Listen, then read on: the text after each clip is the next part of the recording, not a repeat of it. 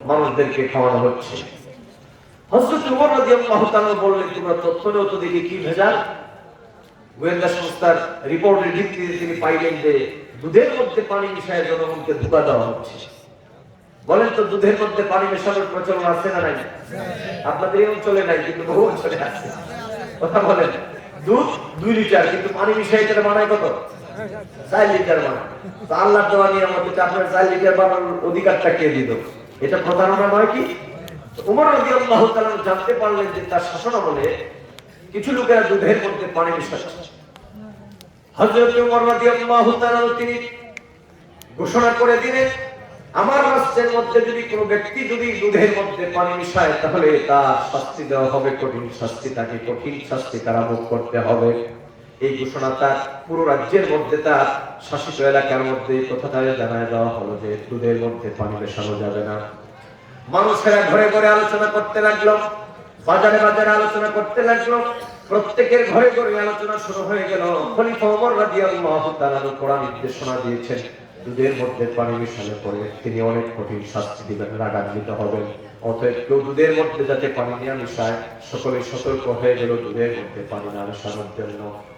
হযরত ওমর রাদিয়াল্লাহু তাআলা, যুবকরে শুনে যাও, তাকওয়া করে বলে আমার মুরব্বি বাবাজিরা, আল্লাহর ভয় কারে বলে, আল্লাহর খুব ভয় কারে বলে শোনেন। শুধু মুখ দিয়ে বলি আল্লাহকে ভয় করি, কথা বললেই চলবে না। ও বাজান শুনেন, আল্লাহ পাকের ভয় কারে বলে। এবার হযরত ওমর রাদিয়াল্লাহু তাআলা তিনি কি করলেন? রাস্তার মধ্যে তিনি বিভিন্ন জায়গায় রাতের গভীরে তিনি গমন করা শুরু করলেন। তিনি তার সেনাপতিদেরকে নিয়ে, তিনি তার আস্থাভাজন ব্যক্তিদেরকে নিয়ে রাতের বেলায় তিনি মানুষের বাড়িতে বাড়িতে যেতেন।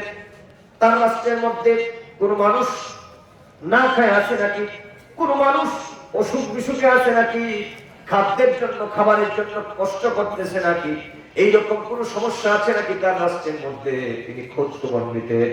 হযরত খলিফা ওমর রাদিয়াল্লাহু তাআলা ঘটনাক্রমে একদিন তিনি রাতের বেলা বের হলেন, সঙ্গী সাথীদেরকে নিয়ে রাস্তা দিয়ে তিনি হেঁটে যাচ্ছেন।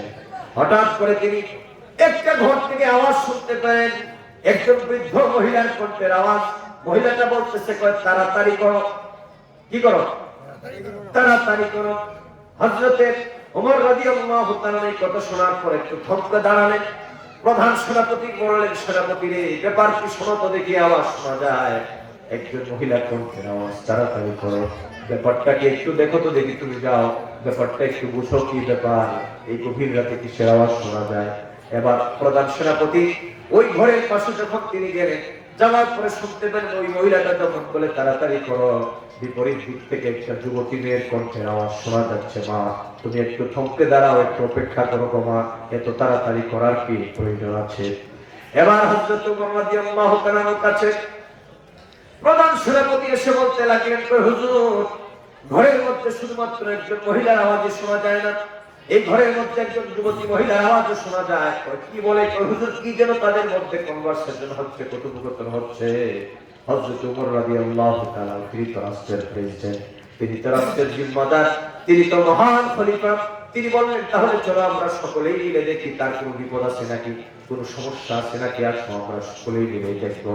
এবার হযরত ওমর রাদিয়াল্লাহু তাআলা তিনি তার সঙ্গী সাথীদেরকে নিয়ে ওই মহিলার ঘরের দরজার সামনে তিনি দাঁড়ায় রইলেন, কিন্তু মহিলা তো আর জানতেছে না। এবার ভিতর থেকে ওই বৃদ্ধ মহিলাটা তার মেয়েকে বলতেছে, মা তাড়াতাড়ি করো। দুই একবার বলার পরে যুবতী মেয়েটা বলে, মা তাড়াতাড়ি করবো, তুমি কেন আমাকে বাধ্য করতেছো গো মা? কয় তাড়াতাড়ি করো, কারণ ওইদিকে সূর্য উদয় হয়ে যাবে, এখন তো গভীর রাত, কোনো মানুষ দেখবে না, তুমি তাড়াতাড়ি দুধের সাথে পানিটা মিশিয়ে দাও। ওই মেয়েটা এবার বলে, মা খলিফা ওমর রাদিয়াল্লাহু তাআলার কথা বলতেছে, কয় মা খলিফা ওমর তো ঘোষণা করেছে দুধের মধ্যে পানি মিশালে পরে কঠিন শাস্তি দিবে গো মা, এই হয়তো তো দুধের মধ্যে আর পানি মিশায় না, কিন্তু তুমি যে পানি মিশাচ্ছ যদি হযরত ওমর জানতে পারে, কঠিন শাস্তি আমাকে আর তোমাকে দিবে।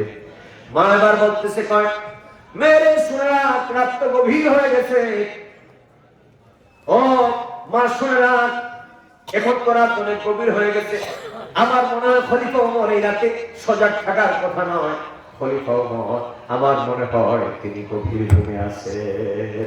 আসলে ওমর রাদিয়াল্লাহু তাআলা কই আছে? কথা বলেন না। বুঝতেছেন না মনে আপনারা? জবাব দিতে হবে, কথা বল কই আছে? আর মা মেয়েকে বলতেছে মনে হয় গভীর রাত, মনে হয় কি খলিফা ওমর কোথায় গেছে। আমি উপর রাজ্যের তার বাইরে দাঁড়ায় শুনতেছে আর হাসতেছে, কয় আরে আমার রাষ্ট্র বুঝে এইরকম কর্মকাণ্ড হয়। খলিফা ওমর বলতেছে তোমার কথা বলি না, একটু শুনি আর কি হয়। এবার শুনেন আমার ভাইয়েরা, ওই মেয়েটা তার মাকে বলতেছে, কয় মা শোনো গো মা, তুমি যে আমাকে বলতেছো দুধের মধ্যে আমি পানি মিশানোর জন্য, খলিফা ওমরের ভয়তেই অনেক মানুষ পানি মিশায় না, আর তুমি বলতেছো গভীর রাত হয়ে গেছে খলিফা ওমর তিনি দেখবেন না গো মা, কিন্তু আমার একটা প্রশ্নের জবাব দাও, খলিফা ওমরের ভয়ে মানুষ পানি মিশায় না আর তিনি দেখে ফেলবেন বলেন, কিন্তু গো মা তুমি আমাকে বলো খলিফা ওমর যে আল্লাহর ভয়তে, যে আল্লাহকে খুশি করার জন্য দুধের মধ্যে পানি না মেশানোর জন্য বলেছে, তুমি আমাকে বলো গভীর রাতে খলিফা ওমরের চোখকে তুমি ফাঁকিয়ে দিতে পারবা, কিন্তু আমার মহান আল্লাহ কুদরতের চোখকে ফাঁকিয়ে দিতে পারবা? খলিফা ওমর বাইরের থেকে এই কথা শোনার পরে আল্লাহু আকবার বলে সেনাপতিরে বলতে লাগলেন, সেনাপতি আমার জীবন সার্থক, আমার রাষ্ট্রের মধ্যে এত বড় আল্লাহর ভয় ভীতি সম্পন্ন একটা মেয়ের সন্ধান আমি পেলাম। তিনি দৌড়ে চলে গেলেন বাড়িতে। সকালবেলায় ছেলের সাথে তিনি কথা বললেন, আব্দুল্লাহ ইবনে ওমর। তিনি বলতেছেন, সন্তানরে শুনে রাখ, আমার রাজ্যের মধ্যে আল্লাহর ভয় ভীতি এত প্রবল ভাবে একটা মেয়ের ভিতরে আছে, সেটা আমার জানা ছিল না। গত রাতে আমি গিয়েছিলাম খোঁজ খবর নেওয়ার জন্য, একজন যুবতী মেয়ের সন্ধান আমি পেলাম। আমার মনে হয় আমার রাজ্যের মধ্যে এত ভালো আখলাক সম্পন্ন তাকওয়াবান মেয়ে আর হতে পারে না। অবশ্যই আমি নিয়ত করেছি রে বাবা, তুমি যদি রাজি থাকো আমি এই মেয়েটারে আমার পুত্রবধূ বানায়া আমি খলিফার ঘরে উঠায় দেব। আল্লাহু আকবার বলেন। আল্লাহ, এর নাম হচ্ছে হাক্কা তুকাতিহি, এর নাম হচ্ছে আল্লাহ পাকের প্রকৃত ভয়। রাতের গোপনে হোক, আধারে হোক, দরজা বন্ধ করে হোক, একাকিত্বে হোক, যে কোথাও হোক না কেন, যে কোনো জায়গায় আমি একজন ইমানদার মুমিন মুসলমান, আমি আল্লাহকে বিশ্বাস করি, আল্লাহর ভয় যদি আমার ভিতরে আছে, আমি তো আল্লাহ আমাকে দেখবেন, এই কথাটা যদি আমার মনের মধ্যে থাকে, এই কথাটা থাকলে পরে আমি দুনিয়ার কোনো অন্যায় কাজে জড়াতে পারি না। এজন্য আমি বলি যে বাংলাদেশের পুলিশ প্রশাসন দিয়ে পিটায় কোনো আসামিকে ভালো বানানো সম্ভব নয়। কথা কোন সম্ভব? বহু কষ্ট করে মনে করেন পুলিশ প্রশাসন একটা ডাকাতকে ধরলো, সন্ত্রাসীকে ধরলো, ডাকাতের জন্মের মতো নিয়ে রিমান্ডে পিটাইলো। ডাকাত মনে মনে করে হুজুর ধরছেন আমারে স্যার, সুযোগ পাইলে আপনার বাসাও খালি দিব না। কথা কোন ঠিক কিনা? যে পিটানি দিচ্ছেন সুযোগ পাইলে হুজুর সাহেব আপনার বাসাটাও ডাকাতি করার চিন্তা করবো। তার মানে কি মানুষকে পিটায় ভালো বানানো যায় না। মানুষকে আদর্শবান, তাকওয়াবান, পরহেজগার একজন ব্যক্তি দুনিয়ার সব অপকর্ম থেকে সে মুক্ত থাকতে পারে তখন যখন তার ভিতরে সেই ভয় অর্জিত হয়ে যায় যে দুনিয়ার কেউ না দেখলো আমার আল্লাহ তিনি আমাকে দেখতেছেন। আমার যুবক বন্ধুরা ভালো করে শোনান, এজন্য দুনিয়ার কোন অন্যায় কর্মে জড়িত হবা না, দুনিয়ার কোন দুর্নীতিতে নিজেকে জড়িত রাখা যাবে না। কারণ আমরা মুসলমান, এই পৃথিবী চিরস্থায়ী থাকার জায়গা নয়। আমরা দুনিয়ার থেকে আল্লাহর দরবারে বিদায় নেওয়া লাগবে, আল্লাহ পাকের কাছে জবাব দেওয়া লাগবে। যুবককে শুনে রাখো, আল্লাহ পাক বলেন, বান্দারে তুমি কিভাবে আমাকে ফাঁকি দিবা? ও যুবক, তুমি মনে মনে ভাবতেছো আমি তো রাতের গভীরে একটা অন্যায় করে ফেলবো, দুনিয়ার কোনো মানুষ দেখবে না। আল্লাহ পাক বলেন, বান্দারে শুনে রাখো, তুমি রাতের গভীরেও আমি আল্লাহ পাকের কুদরতকে তুমি ফাঁকি দিতে পারবে না। কারণ আমি হলাম সামিউল বাসীর, আমি হলাম দেখনেওয়ালা, শুননেওয়ালা। তোমার বাহিরের কাজ, তোমার এক্সটার্নাল কি আছে তা তো আমি আল্লাহ দেখি, কিন্তু তোমার ভিতরে ইন্টারনাল ভাবটা কি আছে দুনিয়ার কোনো মানুষ জানে না। যিনি জানি আমি হলাম আল্লাহ। ইন্নাহু হুয়াস সামিউল বাসীর। তিনি শুধু শোনেন না, তিনি দেখেন এবং প্রত্যেকটা কর্মের সাক্ষী তিনি নিজে থাকেন। এখানে একটা কথা আপনাদেরকে বলি, দিলের মধ্যে কথাটা একটু জায়গা দেওয়ার চেষ্টা করে যুবক। মনে করো তোমার নামে কোর্টে মামলা হয়েছে, জজ সাহেব তোমার বিচার করবেন। এখন তোমার মামলার বাদী যদি জজ সাহেব নিজেই হয়, মানে তুমি অন্যায়টা করছো, জজ সাহেব দেখছে, উনি নিজেই তোমার প্রত্যক্ষ সাক্ষী, বিচারটা কি তুমি সহজ হবে না কঠিন হবে? কথা বলেন, সহজ হবে না কঠিন হবে?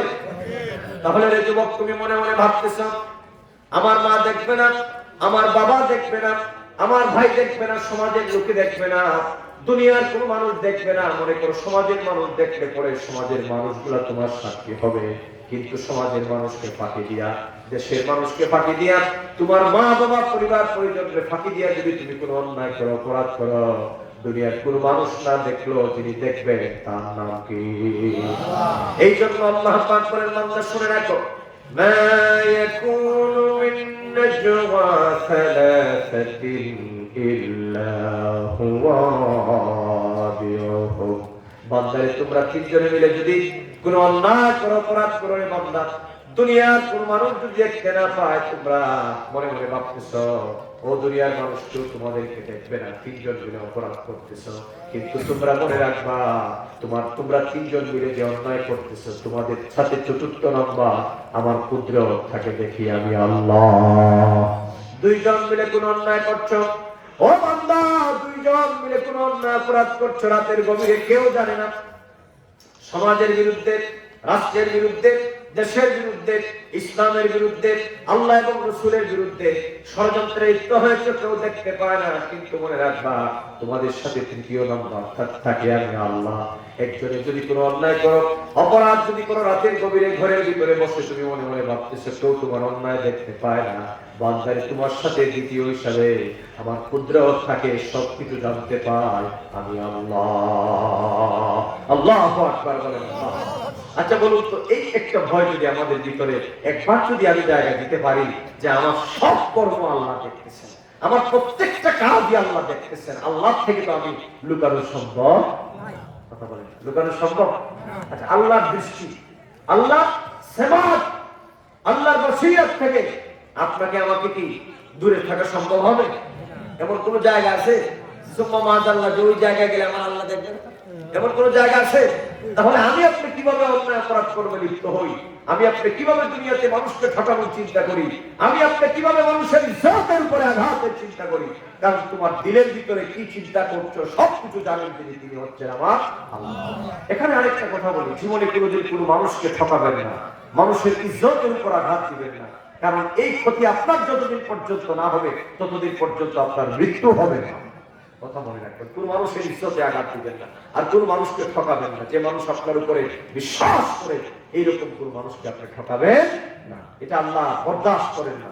আল্লাহ পাকের হাবিব বলেছেন, কি ইজ্জতিল আরশ, যখন কোন মানুষের ইজ্জতের উপর কেউ আঘাত দেয়, মানুষের বিরুদ্ধে ষড়যন্ত্র করে, আল্লাহ পাকের আরশে আজিম থরথর করে কাঁপতে থাকে। আল্লাহ পাক বলেন, আমার মজলুম বান্দাটার পক্ষে আমার কুদরত দাঁড়িয়ে যায়। আল্লাহু আকবার বলুন। আল্লাহ যদি কারোর পক্ষ, আল্লাহ যদি কারোর সাথে থাকে, আল্লাহ যদি কারোর পক্ষে থাকে, ওই ব্যক্তির আপনার জীবনে ক্ষতি করতে পারবেন? হয়তো সামান্য কিছু ক্ষতি করতে পারবেন। আপনার খুব বুদ্ধি দিয়া, খুব কৌশল দিয়া ওই লোকটার ইজ্জতের উপর আঘাত করতে পারে, ওই লোকটার রিস্কে আঘাত করতে পারে, ওই লোকটার মানহানি করতে পারে, কিন্তু তার চাইতে শতগুণ বেশি পাল্টা আল্লাহ পাকের পক্ষ থেকে আপনাকে জবাব হয় লাগবে। এই জন্য একজন তাকওয়াবান পরহেজগার ব্যক্তি কোনোদিন কোনো অন্যায় কর্ম যত ছোটই হোক এটা ধারে কাছেও যায় না, আর ভালো কাজ কোনোদিন বাদ দেয় না। কথা ঠিক না? কারণ একজন তাকওয়াবান পরহেজগার ব্যক্তির ভিতরে সেই ধারণা বর্তমান থাকে। আল্লাহ পাক বলেছেন, মান আমিলা সালিহান ফালিনাফসিহি ওয়া মান আসাআ ফাআলাইহা ওয়া মা রাব্বুকা বিযাল্লামিল লিল আবিদ। আল্লাহ পাক বলেন, বান্দারে, মান আমিলা সালিহান ফালিনাফসিহি, ও বান্দা, তুমি যদি পৃথিবীর মধ্যে কোনো নেক আমল করো, সেটা ক্ষুদ্র থেকে ক্ষুদ্রই হোক না কেন, সেটা তোমার নিজের জন্যই করলাম। আর যদি ওমান আসাআ ফাআলাইহা, আর যদি পৃথিবীর মধ্যে কোনো অন্যায় করো, অপকর্ম করো, রে বান্দা, সেটাও তোমার নিজের জন্য করলাম। তার মানে তুমি ভালো কাজ করলে করো, আমি আল্লাহ পাক দুনিয়াতে একটা প্রতিদান দিব, মন্দ কাজ করলে করো, একটা প্রতিদান দুনিয়াতে পাবে। ও যুবক, ভালো করে শুনে যাও, সাবধান হয়ে যাও রে যুবক। মনে রাখবা, পৃথিবীতে এমন কোন পাপ নাই, অপকর্ম নাই, যার একটা নতিজা তুমি পাবা না। তার মানে প্রত্যেকটা পাপের একটা ফল তোমাকে দুনিয়াতে ভোগ করাই লাগবে, এটা আল্লাহর নিজাম। আর পরকালীন জীবনে ভোগ করাই লাগবে। ও দুনিয়ার মানুষ, কিন্তু হ্যাঁ, একমাত্র শুধুমাত্র কেবলমাত্র ওই ব্যক্তিকে আল্লাহ পাক নাজাত দিয়ে দিবেন যেই ব্যক্তি যখন সে বুঝতে পারবে আল্লাহ আমার অন্যায় হয়ে গেছে, এই অন্যায়টা আমার দ্বারা শোভনীয় ছিল না, তওবা করে অনুশোচনার আগুনে যে দগ্ধ হয়ে যাবে আর আল্লাহর দরবারে বলবে আল্লাহ জীবনে যতদিন বেঁচে থাকবো সেকেন্ড কোনোদিন আমার কাছ থেকে ওই কাজ আসবে না, একমাত্র ওই ব্যক্তিকে আল্লাহ পাক চাইলে মাফ করে দিতে পারে। তাছাড়া কোন ব্যক্তি যদি অন্যায় করে, অপরাধ যদি করে, আল্লাহ পাক করে ওই ব্যক্তির শাস্তি দুনিয়াতেও ভোগ করা লাগবে, ওই পাপের শাস্তি তার পরকালেও ভোগ করা লাগবে। আর যদি আপনি কোনো ভালো কাজ করেন, এই ভালো কাজটা যত ক্ষুদ্র থেকে ক্ষুদ্রই হোক না কেন, যুবকরা একটু বলো তো দেখি, তোমরা যারা এসেছো এখানে, আমার মুরব্বী বাবাজিরা একটু কষ্ট করে বলেন, এই যে প্রচন্ড ঠান্ডার মধ্যে এখানে বসে আপনারা কোরআন শুনতেছেন, সুন্নাহ শুনতেছেন, আপনারা নবীর হাদিস শুনতেছেন, আপনারা বলুন এটা কি ভালো কাজ না খারাপ কাজ? এই কয়জনে বললেন? আর পিছনে যারা ভদ্রলোকের মতো বসা, আপনারা কিছু বললেন না? বলেন এই কাজটা কি ভালো কাজ না খারাপ কাজ? নিঃসন্দেহে সেটা ভালো কাজ। অযুবকরে বিশ্বাস করো, তোমার এই কাজে আল্লাহ পাক তোমার কাজটারে বিফলে দিবেন না। তুমি মনে মনে ভাবতেছো এই ঠান্ডার মধ্যে বসে আমি ওয়াজ শুনতেছি, আমার কি লাভ হবে? মনে রাখবা তোমার লাভটা কি হবে জানো? বয়াল হাসরের ময়দানে এই যে জমিন, যেই জমিনের উপরে তুমি বসেছো, এই জমিন তোমার আমার পক্ষে আল্লাহর দরবারে সাক্ষী দিবে। এই জমিন সাক্ষী দিবে আর বলবে আল্লাহ আল্লাহ তোমার বান্দারা গভীর রাতে ঠান্ডার মধ্যে বসে তোমার প্রশংসার কথাগুলো শুনেছে, ও মাহবুব তোমার হাবিবের গোলামীর কথাগুলো শুনেছে। আল্লাহ পাক বলেন জমিনটাকে আমি তার জন্য সাফিয়া বানায় দিব, ওই জমিনটা তার জন্য সুপারিশ করবে। আল্লাহ পাক বলবেন আমার বান্দার জন্য আমার দুনিয়ার কোন মানুষ যদি ওই জায়গার মধ্যে কোন মানুষ তো সাক্ষী দেওয়ার কোন সিস্টেম নাই, জমিন সাক্ষী দিবে, নিজের হাত পা সাক্ষী দিবে, নিজের অঙ্গ প্রত্যঙ্গ অর্গানগুলো সাক্ষী দিবে। ওই দিন আমরা যে বসেছি আমাদের কদম সাক্ষী দিবে। আল্লাহ ঠান্ডার মধ্যে হাইটা হাইটা সে সেখানের মধ্যে দিয়েছে, আমার আপনার হাতগুলো সাক্ষী দিবে আল্লাহু আকবার বলে হাত উত্তোলন করেছে। জবান সাক্ষী দিবে আল্লাহ বলছে সুবহানাল্লাহ আলহামদুলিল্লাহ বলেছে, জবান সাক্ষী দিবে আল্লাহ নারে তাকবীর নারে রিসালাতের আওয়াজ বলেছে, আল্লাহ তোমার জিকির করেছে, তোমার নবীর দুরূদ শরীফ পড়েছে। আল্লাহ পাক বলেন আমি চাইবো আমার বান্দাকে ক্ষুদ্র একটা ওসিলা আমি আল্লাহ পাক দিয়া আমার বান্দাকে আমি মাফ করে জান্নাত দিয়ে দিব। আল্লাহ চাইবেন আমাদেরকে মাফ করে দিতে, এই জন্য আমাদের একটু একটু একটু উসিলা লাগবে। এই জন্য আমরা এই যে লক্ষ লক্ষ টাকা খরচ করে আপনারা মাহফিল করেন, উদ্দেশ্য আর কিছু না। আর এখন তো ওয়াজ মাহফিলে ওয়াজ হয় না, রং ঢং তামাশার ভাইজানি হয়। কথা বলো ঠিক না? যারা ওয়াজ করে তারা চিন্তা করে একজন ভাইরাল হুজুর নিয়ে আনা যায়, একটু ছোট্ট ভাইজানি করে লোকজন জড়ো করা যায়। আর কিছু শ্রোতা আছে চিন্তা করে ওই রং ডবের হুজুর কখন আসবে। কথা বল ঠিক না? এই জন্য আমরা দেখতে পাই বাংলাদেশে যেই পরিমাণ ওয়াজ হচ্ছে সেই পরিমাণ হেদায়েত লক্ষ্য করা যাচ্ছে না, নৈতিকতার মান চরিত্রের মান উন্নীত হচ্ছে না। তার কারণ আমরা ছোটবেলায় দেখেছি মাহফিলে মুরব্বী বাবারা দেখেছেন, আগেকার দিনে সারা রাত মাহফিল হতো, লোকের আসরের নামাজ পড়ে ওযু গোসল বাধা করিয়া একেবারে কাপড় চোপড় লাগায় যাইতো আর ফজরের পরে বাড়ি আসতো। কথা বল ঠিক না?